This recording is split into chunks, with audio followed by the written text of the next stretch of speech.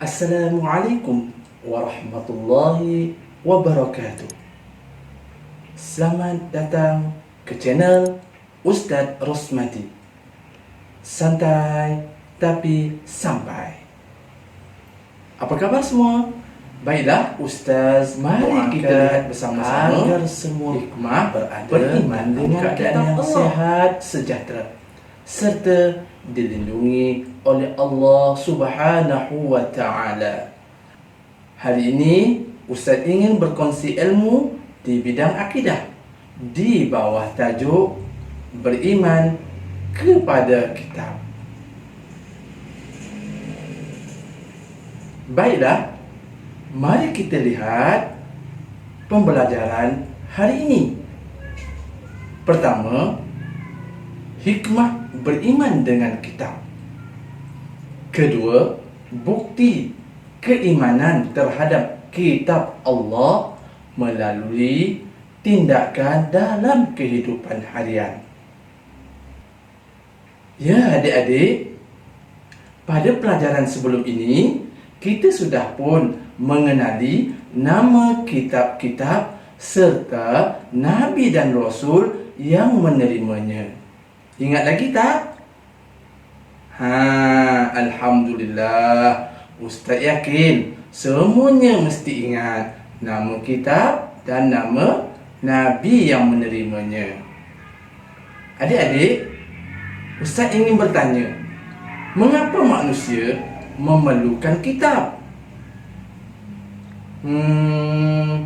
Seperti kita ini manusia mempunyai kelemahan dan semestinya memerlukan panduan dan petunjuk bagi menjalani kehidupan seharian. Justru itu, berpeganglah pada kitab Allah.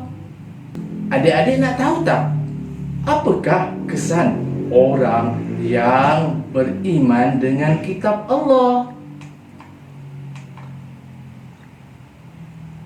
Mari baca sama-sama dengan Ustaz. Kesan beriman dengan kitab Allah. Pertama, iman semakin bertambah. Kedua, mendapat syafaat Al-Quran. Orang yang membaca Al-Quran, Allah telah janjikan setiap huruf yang dibaca mendapat 10 ganjaran pahala. Ini kan membaca Al-Quran setiap hari, confirm dapat syafaat daripada membaca Al-Quran. Yang ketiga, hidup menjadi tenang dan teratur. Ya, dengan membaca Al-Quran, kita akan jadi sangat tenang, kerana Al-Quran penyuluh dalam kehidupan. Yang keempat, masyarakat sejahtera. Dan yang kelima, dikasihi Allah. Wah, seronoknya bila dapat tahu kebaikan beriman kepada kitab Allah. Adik-adik, bagaimana pula kehidupan mereka yang tidak beriman dengan kitab Allah? Pertama, dimurkai Allah. Kedua, hidup dalam kesusahan. Ustaz harap adik-adik dapat menyelarakan lagi akibat tidak beriman dengan kitab-kitab Allah.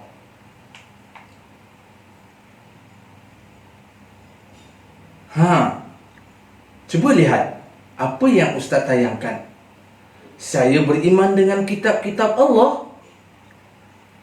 buktikan keimanan kita. Jom, Ustaz nak kongsikan pada adik-adik bagaimana kita menzahirkan beriman dengan kitab supaya tidak tergolong bersama orang-orang yang tidak beriman kepada kitab Allah. Dah sedia? Yang pertama, memelihara kesucian Al-Quran. Kita kena jaga kesucian Al-Quran dengan apa? Dengan memuliakan Al-Quran.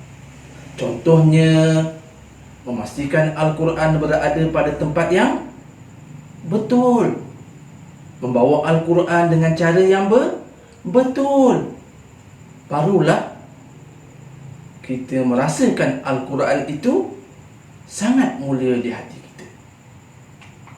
Kedua, tekun menuntut ilmu. Kita sebagai seorang Islam wajib menuntut ilmu.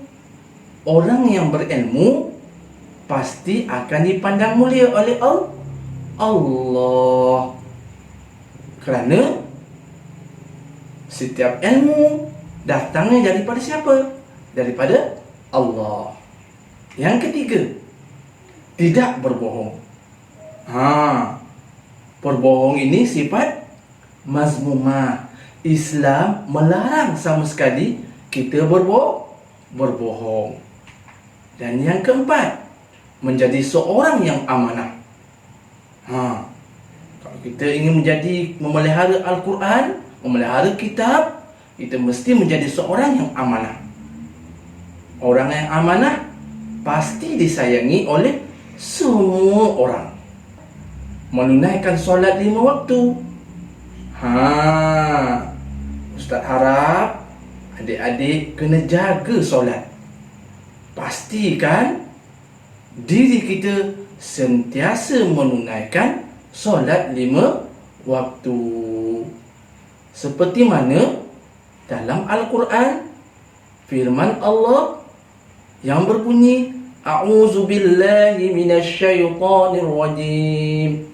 Innas salata tanha 'anil fahsya'i wal munkar. Sesungguhnya orang yang mendirikan solat mencegahnya daripada melakukan kemungkaran. Dan yang terakhir, mengamalkan akhlak mulia. Kita sebagai orang Islam seharusnya menjadikan Rasulullah sallallahu alaihi wasallam sebagai contoh tauladan, kerana Rasulullah sebaik-baik akhlak. Kita seharusnya mengamalkan akhlak mulia. Adik-adik, kita sudah pun melihat 6 perkara bagaimana kita memertabatkan kitab Al-Quran. Adik-adik, Ustaz ingin ajukan satu soalan. Apakah tindakan adik-adik sekiranya melihat kawan adik-adik mencuri barang orang lain? Baiklah, Ustaz kongsikan tindakan yang sepatutnya adik lakukan. Kita wajib menegur perbuatan kawan kita, kerana perbuatan mencuri dilarang dalam Islam, seperti mana termaktub dalam Al-Quran. Oleh itu adik-adik, kita bukan sahaja dituntut membaca Al-Quran, bahkan hendaklah jadikan Al-Quran sebagai panduan hidup sepanjang zaman. Adik-adik, Ustaz nak kongsikan sepotong hadis. Bacalah Al-Quran, kerana sesungguhnya pada hari kiamat Al-Quran akan datang memberi syafaat kepada pembacanya. Riwayat Muslim. Ya adik-adik, Ustaz doakan agar kita semua istiqamah dalam membaca dan memahami isi kandungan Al-Quran. Jom sama-sama kita menyusun jadual membaca dan memahami Al-Quran dengan bimbingan ibu ayah atau abang, kakak di rumah. Baiklah adik-adik, kita sudah berada di penghujung rancangan.